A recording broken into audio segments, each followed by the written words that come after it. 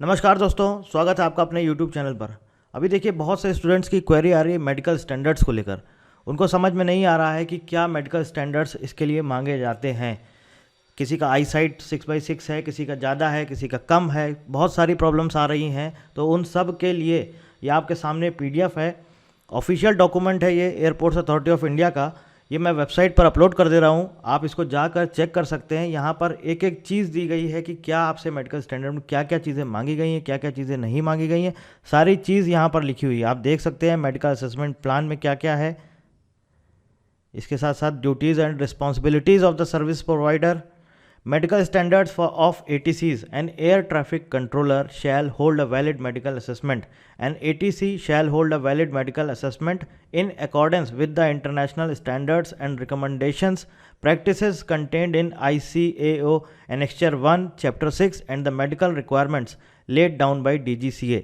An ATC for medical assessment shall undergo a medical examination based on the following requirements: physical and mental, visual and color perception and hearing. An applicant for a medical assessment shall be free from any abnormality, congenital or acquired, or any active, latent, acute or chronic disability, or any wound, injury or sequel from operation.